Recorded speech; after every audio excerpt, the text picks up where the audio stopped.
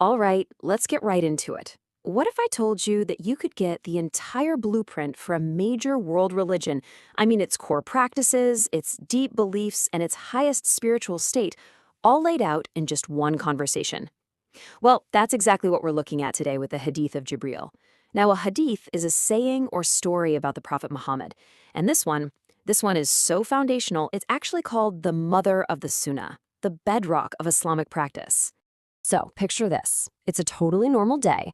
The Prophet Muhammad is sitting with his closest companions when, out of nowhere, a man appears. But something is off about this guy. He's described with this striking, almost impossible detail. His clothes are piercingly white, and his hair is jet black. Think about that for a second. In the desert, any traveler would be covered in dust. This man, though, he was perfectly clean, no sign of a journey at all. And yet, nobody knew him. He was a total stranger. And that really sets the stage for the first part of our story. This absolutely baffling arrival and the very strange behavior of this mysterious visitor. And the way he acts is even weirder than how he looks. He doesn't just stand back respectfully. Nope. He walks right up to the prophet and sits down so close that his knees are literally touching the prophet's knees. This is an unbelievably direct and intimate posture, more like an equal than a student. He puts his hands on his own thighs, totally focused, and then, and get this, he skips all the respectful titles like, "O Messenger of God," and just says, "O Muhammad." This just wasn't done. It immediately signals to everyone that this is no ordinary meeting. So you can tell right away this man isn't here for small talk. He's here to run a masterclass. And he does it with a series of questions that just perfectly lay out the entire structure of the faith, starting from the outside and working his way in. He kicks things off with the most basic, foundational question. He asks about Islam, which itself means submission. He's basically asking, what are the outward actions? What are the physical things you do to show you're a part of this faith? And the prophet's answer? It's just this perfect, concise summary of the 5 pillars. These are the things you can actually see, right? The framework of the religion, the declaration of faith, the prayers, the charity, the fasting, and the pilgrimage. This is the what you do. But the stranger's not done. He wants to go deeper. He's moving from the body to the heart, from the actions to the belief. So he asks about Iman. This is the internal stuff, the core beliefs that give all those actions their meaning. And boom, there it is, the next layer. This is the core theology. Belief in God, angels, holy books, messengers, a final judgment, and in destiny.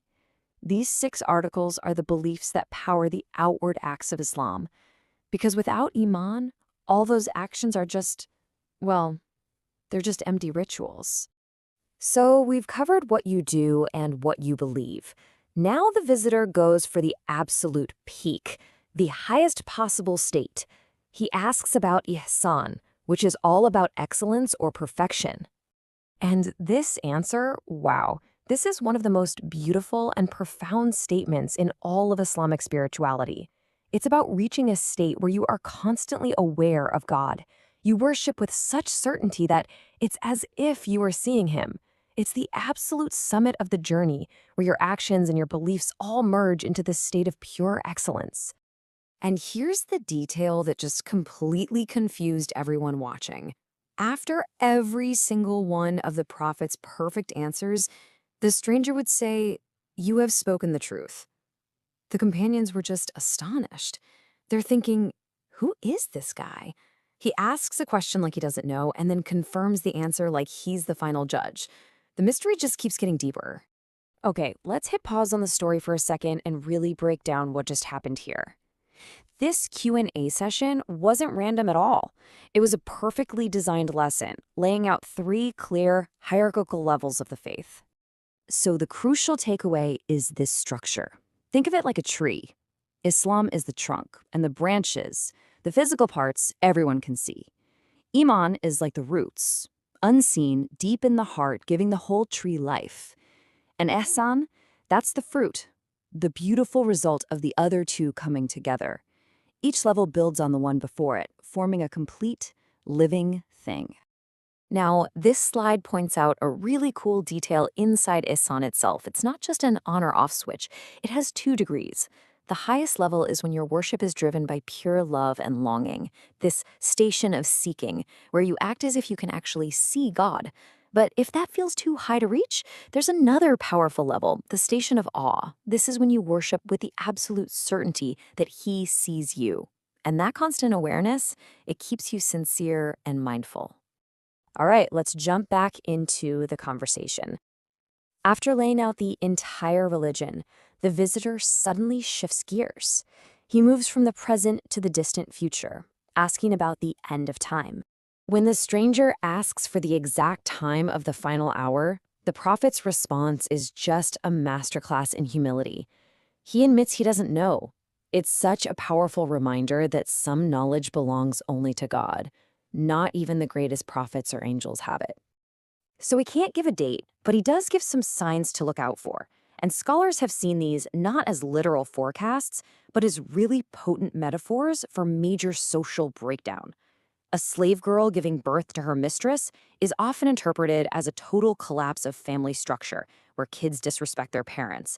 And the second one, barefoot shepherds competing and building tall buildings. I mean, that's such a vivid image of a world turned completely upside down, where the poorest in society suddenly become obsessed with showing off wealth. It sounds a lot like the skyscraper boom in some parts of the world, doesn't it? You know, beyond all the deep theology, this whole encounter is just jam-packed with life lessons. We see how a student should behave. We see how powerful a simple question and answer format can be for learning. We learn that it's okay, and actually wise, to say, I don't know. And hey, we even get a lesson in presenting yourself well, thanks to the visitor's clean appearance. Then, just like that, the stranger gets up and leaves, as mysteriously as he came. A little while passes, everyone's just sitting there, processing, and then comes the climax of the whole story. The prophet turns to his companion, Omar, who saw the whole thing. He asks him straight up, Omar, do you have any idea who that was? And Omar, having just learned the lesson in humility, gives the perfect answer. God and his messenger know best. And then comes the big reveal. The prophet says that was Jibril, the archangel Gabriel. He wasn't there to ask questions, he was there to teach. The whole thing was a perfectly staged, divine lesson, designed to lay out the core of the faith for everyone there and for every generation to come.